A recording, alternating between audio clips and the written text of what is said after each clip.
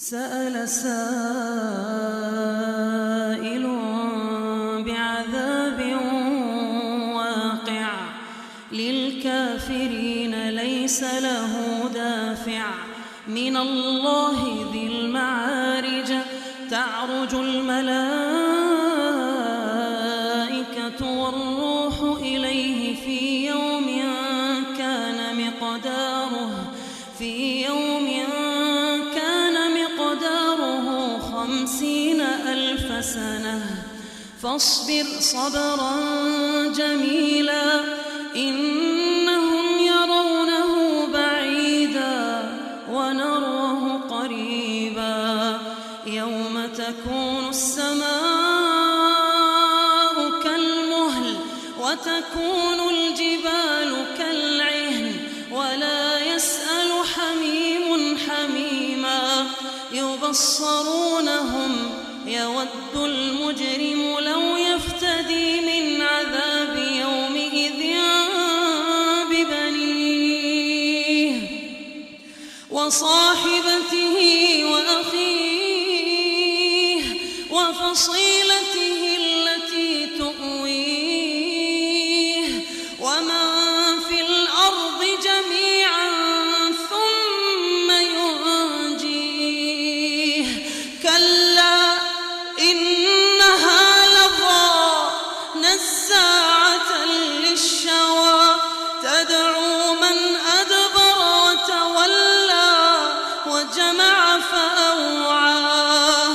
إن الإنسان خلق هلوعا إذا مسه الشر جزوعا وإذا مسه الخير منوعا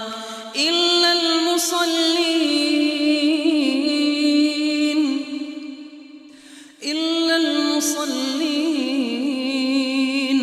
الذين هم على صلاتهم دائمون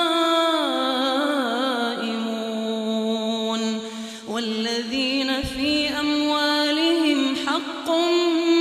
معلوم للسائل والمحروم والذين يصدقون بيوم الدين والذين هم من عذاب ربهم مشفقون إن عذاب ربهم غير مأمون إن عذاب ربهم غير مأمون والذين هم لفروجهم حافظون إلا على أزواجهم أو ما ملكت أيمانهم فإنهم غير ملومين فمن ابتغى وراء ذلك فأولئك هم العادون والذين هم لأماناتهم وعهدهم راعون والذين هم بشهاداتهم قائمون والذين هم على صلاتهم يحافظون أولئك في جنات مكرمون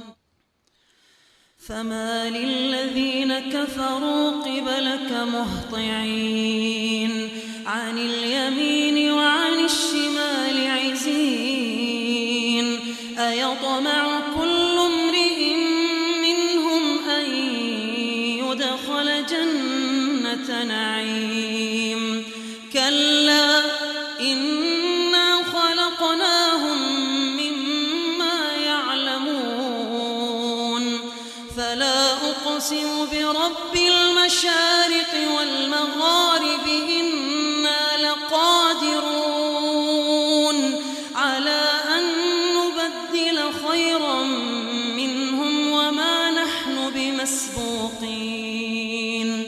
فذرهم يخوضوا ويلعبوا حتى يلاقوا